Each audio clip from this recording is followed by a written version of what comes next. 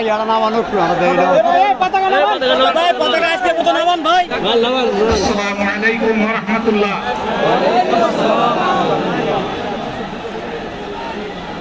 আসসালামু আলাইকুম ওয়া রাহমাতুল্লাহ। আলহামদুলিল্লাহি রাব্বিল আলামিন والصلاة والسلام على رسوله الكريم وعلى آله وصحبه وأهل بيته أجمعين। বাংলাদেশ জামাত ইসলামী কর্তৃক আয়োজিত আজকের এই জাতীয় সমাবেশে উপস্থিত সম্মানিত জাতীয় নেতৃবৃন্দ, বন্ধু সংগঠনের নেতৃবৃন্দ, শহীদ পরিবারের গর্বিত সদস্যবৃন্দ, 24শে জুলাই যোদ্ধাবৃন্দ, আপামর দেশবাসী এবং আমার সাংবাদিক বন্ধুগণ, আমি সর্বপ্রথম মহান রবের দরবারে শুকরিয়া আদায় করছি। ফ্যাসিবাদের পতনের পর অত্যন্ত অনুকূল পরিবেশে আল্লাহ রাব্বুল আলামিন আজকের এই সমাবেশটি করার আমাদেরকে তাওফিক এনায়েত করেছেন। আলহামদুলিল্লাহ। 2 দিন আগেও ঝড়ধারায় বৃষ্টি ঝরেছে। অনেকে আশঙ্কা করেছিলেন কি হবে, মানুষগুলা সেদিন কি শান্তিতে বসে দুটি কথা শোনার সুযোগ পাবে? আল্লাহ রাব্বুল আলামিন আজকের দিনটা অনেকটা এয়ার কন্ডিশন করে দিয়েছেন। আলহামদুলিল্লাহ। বৃষ্টি নেই, তীব্র রোদও নেই। আল্লাহ তাআলার পক্ষ থেকে তার গোলামদের প্রতি এই যে মেহেরবানি, এর জন্য নত শিরে আরেকবার আমি শুকরিয়া আদায় করছি। আলহামদুলিল্লাহ।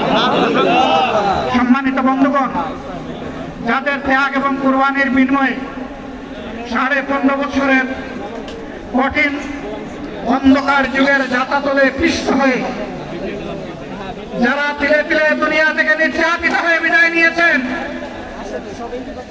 অপশক্তির বিরুদ্ধে প্রতিবাদ করতে গিয়ে বিদায় নিয়েছেন, যারা লড়াই করে আহত হয়েছেন, পঙ্গুত্ব বরণ করেছেন, আমরা তাদের সকলের কাছে গভীরভাবে ঋণী। মহান আল্লাহর দরবারে তৌফিক চাই, বাংলাদেশ জামাতে ইসলামীর অস্তিত্ব যতদিন থাকবে আল্লাহ যেন তাদের ঋণ পরিশোধ করার শক্তিটাও ততদিন আমাদেরকে দান করেন। আমিন। আমি গভীর পরিতাপের সাথে আপনাদেরকে জানাচ্ছি, আজকের এই বিশাল সমাবেশ আয়োজন করতে গিয়ে আমাদের 3জন ভাই ইতিমধ্যেই দুনিয়া থেকে বিদায় গ্রহণ করেছে। খুলনার দাঁতপুর উপজেলার আমির জনাব মৌলানা আবু সাইদ বিদায় নিয়েছেন। পাবনার বয়োজ্যেষ্ঠ একজন মুরব্বী জনাব মুস্তাফিজুর রহমান, তারা এই আয়োজনে আসতেই পারেন।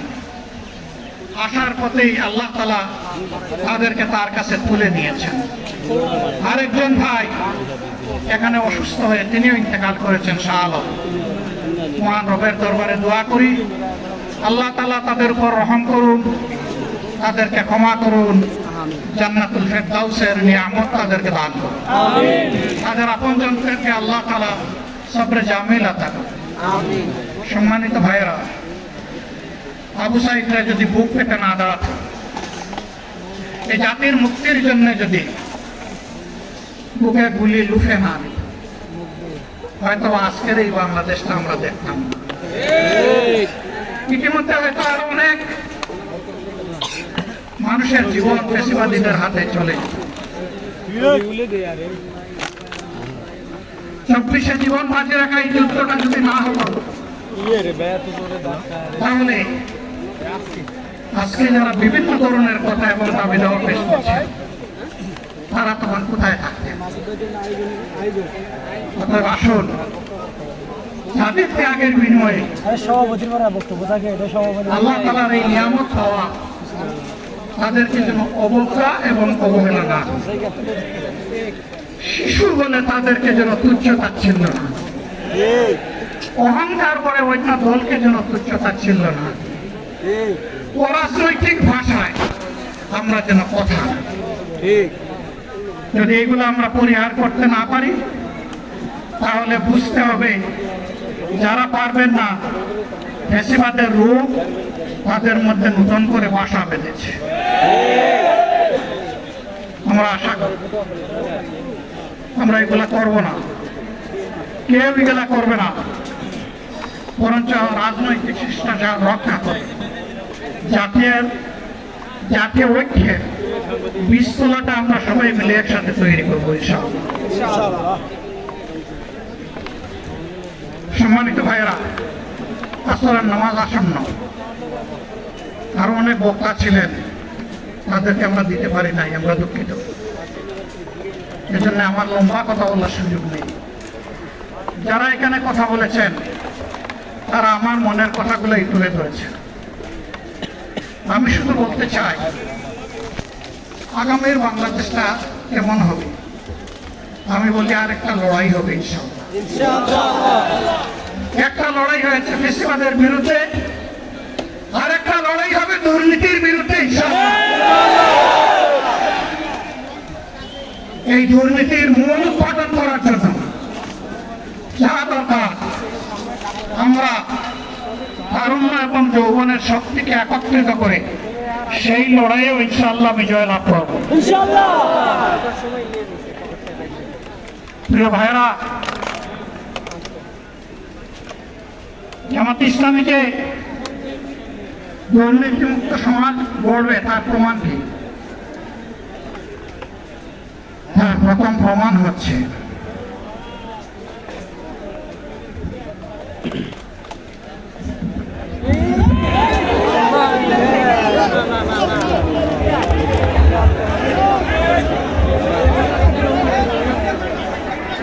আপনারা অবস্থান করুন যার যে জায়গায়।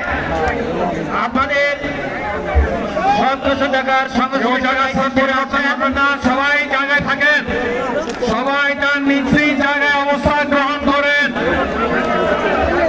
সবাই তার নিজ জায়গায় অবস্থান গ্রহণ করেন। আপনারা নিজ জায়গায় থাকুন, প্রয়োজনীয় দিক নির্দেশনা দেওয়া হবে। আপনাদের উত্তেজিত উৎপীড়িত হওয়ার কোনো কারণ নেই।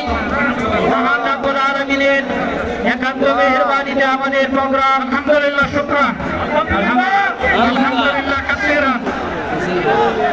সম্মানিত ভাইয়েরা, আপনারা সম্মানিত ভাইয়েরা, আল্লাহ রাব্বুল আলামিনের রসুল আমারিতে কবে গরমে মাহফিল মোহতরম আমিনের জামাত মসজিদে শেষ হয়ে যাবে ইনশাআল্লাহ। আমি আল্লাহ তাআলার শুকরিয়া আদায় করি, আল্লাহ তাআলার শুকরিয়া আদায় করি আমার আপনাদের সামনে দাঁড়াতে পেরেছি। আমি বলেছিলাম দুর্নীতিমুক্ত বাংলাদেশ ইনশাআল্লাহ সবাইকে নিয়ে আমরা গড়ব। আমরা কথা দিচ্ছি, বাংলাদেশ জামাত ইসলামী যদি আল্লাহ তাআলার মেহেরবানি এবং সরকার জনগণের ভালোবাসা নিয়ে সরকার গঠন করে, তাহলে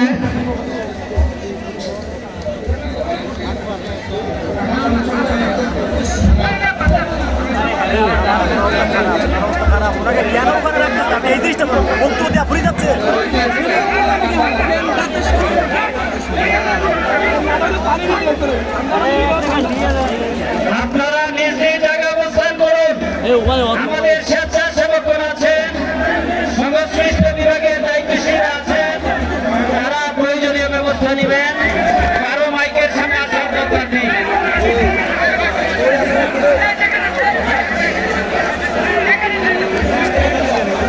আপনারা অবস্থান করুন নিজ নিজ জায়গায়।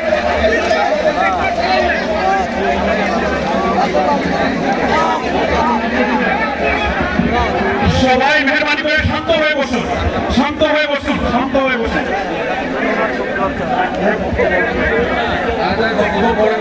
আপনারা সকলে আমিরে যেমন একটুখানি অসুস্থ হয়েছেন গরমের কারণে হয়েছে, কিন্তু উনি বারবারই চেষ্টা করছিলেন বক্তব্য বক্তব্য দেওয়ার জন্য। ডাক্তাররা বলছেন ওনার বক্তব্য রাখা ঠিক হবে না। ওনার যে বক্তব্য দরকার নাই, দরকার নাই।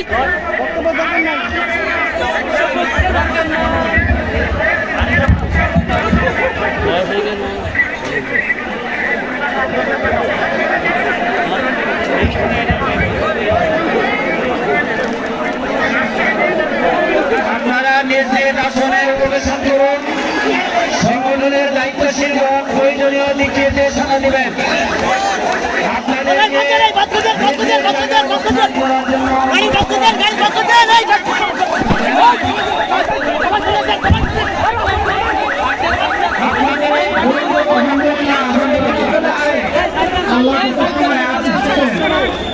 আল্লাহ যত সময় হায়াত দিয়েছেন তত সময় মানুষের জন্য লড়াই করবো ইনশাআল্লাহ। বাংলার মানুষের মুক্তি অর্জন হওয়া পর্যন্ত আমাদের লড়াই অব্যাহত থাকবে। জামাত ইসলামী যদি আল্লাহর ইচ্ছা এবং জনগণের ভালোবাসায় বাংলাদেশের মানুষের সেবা করার সুযোগ পায় তাহলে মালিক হবে না, সেবক হবে ইনশাআল্লাহ। আমি ঘোষণা দিচ্ছি তাকে সাথে নিয়ে বাংলাদেশ জামাত ইসলামী থেকে যারা আগামীতে সংসদ সদস্য হিসাবে নির্বাচিত হবেন আপনারা কথা বন্ধ করেন, আপনারা কথা বন্ধ করেন, সবাই বসে পড়েন, সবাই বসেন বসেন, কথা হবে না, সবাই বসেন। যদি আল্লাহর ইচ্ছায় জনগণের ভালোবাসায় বাংলাদেশ জামাত ইসলামী থেকে সংসদ সদস্যরা নির্বাচিত হয়ে সরকার গঠন করেন তাহলে কোন এমপি কোন মন্ত্রী আগামীতে সরকার কিন্তু ভোট গ্রহণ করবে না। কোন এমপি এবং কোন মন্ত্রী ট্যাক্সবিহীন কোন গাড়ি চলবে না। কোন এমপি এবং কোন মন্ত্রী তার নিজের হাতে কোনো টাকা চালাচালি করবে না। কোন এমপি এবং কোন মন্ত্রী যদি তার নির্দিষ্ট কোনো কাজের জন্য বরাদ্দ পেয়ে থাকেন, কাজ শেষ হওয়ার সাথে সাথে বাংলাদেশের 18 কোটি মানুষের কাছে তারা তার প্রতিবেদন তুলে ধরতে বাধ্য হবে। বন্ধুগণ, চাঁদা আমরা নিব না, দুর্নীতি আমরা করব না, আমরা নিচে দেব, দুর্নীতি আমরা সহ্য করব না। এই বাংলাদেশটাই আমরা দেখতে চাই। আমাদেরকে আমরা স্পষ্ট ভাষায় বলতে চাই, বন্ধুগণ তোমাদের সাথে আমরা আছি। আমি আজকে জামাতের আমির হিসাবে এখানে কথা বলতে আসিনি। আমি এসেছি বাংলাদেশের 18 কোটি মানুষের একজন হয়ে কথা বলতে। আমি শিশুদের বন্ধু, আমি যুবকদের ভাই, আমি বয়স্কদের সহযোদ্ধা, আমার বোনদের আমি ভাই। সুতরাং তাদের মুক্তির জন্যই আমি দায়িত্ব নিয়ে আসতে এখানে দাঁড়িয়েছিলাম। আল্লাহর ইচ্ছা শরীর আমাকে সাময়িকভাবে সহযোগিতা করে নাই, এটাও আল্লাহর ইচ্ছা যে এখন আল্লাহ আমাকে কথা বলার সুযোগ দিচ্ছেন। বলতে চাই বাংলাদেশের নির্দিষ্ট কোন শ্রেণীর মুক্তির জন্য আমাদের এই লড়াই নয়। রাস্তার একজন পরিচ্ছন্নতা কর্মী, চা বাগানের একজন শ্রমিক, রক্ত পানি করা ঘাম জড়ানো আমার একজন রিক্সা চালক ভাই মাঠে ময়দানে বাংলাদেশের মানুষের মুখে যারা এক মুঠো ভাত তুলে দিতে চায়, আমার সেই কৃষক বন্ধুটি, আমি তাদের হয়ে আজকে এখানে কথা বলতে এসেছি। আমি কোন অভিজাত শ্রেণীর হয়ে এখানে কথা বলতে আসিনি। আল্লাহ তাআলার অশেষ মেহেরবানি, আজীবন সকল ভক্ত চক্ষুকে উপেক্ষা করেছি, যে চুলের পরোয়া করি না।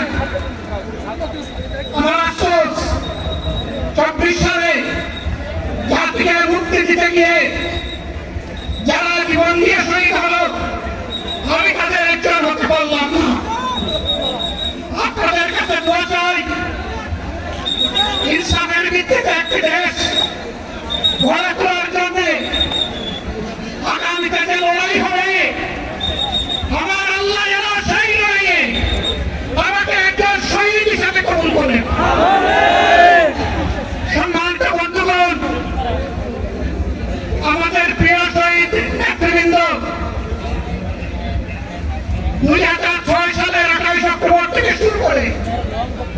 পল্টন গণহত্যা, শাপলা গণহত্যা, সারা দেশের গণহত্যা, পিলখানার গণহত্যা, 24-এর গণহত্যা, এই গণহত্যা যারা করেছে তাদের সকলের বিচার বাংলাদেশের মাটিতে নিশ্চিত করতে হবে।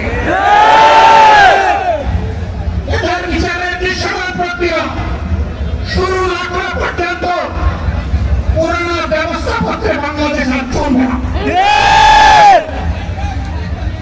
এতগুলো মানুষ এমনি এমনি জীবন দেয় নাই, জীবন দিয়েছে জাতির মুক্তির জন্য। যদি বস্তাপটা পুরানো সব কিছুই টিকে থাকে তাহলে কেন তারা জীবন দিয়েছিল? যারা ওই বস্তাপটা ব্যবস্থাপনায় বাংলাদেশকে আবার করতে চান তাদেরকে আমরা বলি জুলাই যুদ্ধ করে যারা জীবন দিয়েছে আগে তাদের জীবনটা ফেরত এনে দেন। যদি শক্তি তাকে ফেরত এনে দেন, আপনারা পারবেন না, যেহেতু পারবেন না কাজেই নূতন ব্যবস্থায় নূতন বাংলাদেশ গড়ে তোলা হবে ইনশাআল্লাহ। শিশু কিশোর যুবক মা বোন শ্রমিক ছাত্র জনতা ব্যবসায়ী সবাইকে যেই দেশ যেই সংবিধান যেই রাষ্ট্র নিরাপত্তা দিতে পারবে সেই নূতন বাংলাদেশ আমরা গড়ে তুলতে চাই। ভাইয়েরা আমাকে সবাই চাপ দিচ্ছে, কেউ বলে ভাই শেষ করেন, কেউ বলে চাচা শেষ করেন। আমি তাদেরকে নিশ্চয়তা দিয়ে বলছি আমার মুখ আমার আল্লাহ নির্ধারিত সময় থেকে 1 সেকেন্ড আগে হবে না। এবং হায়াত যা দিয়েছে তার 1 সেকেন্ড আগেও আমি যাবো না। মহান আল্লাহর কাছে আবারও তৌফিক চাই। আপনাদের কাছে যে কষ্ট হয়েছে আপনারা, আমি তো এখানে শান্তিতে বসাছিলাম, আর চতুর্দিকে শুধু দৃষ্টি পাচ্ছিলাম। কি কষ্ট হচ্ছে আমার ভাইদের, ভাইরা এই কষ্ট আল্লাহর জন্য, এই কষ্ট কার জন্য? আল্লাহ তাআলা আপনাদেরকে তার উপযুক্ত জাযা দুনিয়া দিবেন, আখিরাতে দিবেন ইনশাআল্লাহ। এই টাকার বিনিময়ে নতুন বাংলাদেশ আমরা পেয়ে যাব। আসুন সেই নতুন বাংলাদেশের জন্য 1 লাখ স্লোগান দিয়ে শেষ করি। নারায়ে তাকবীর।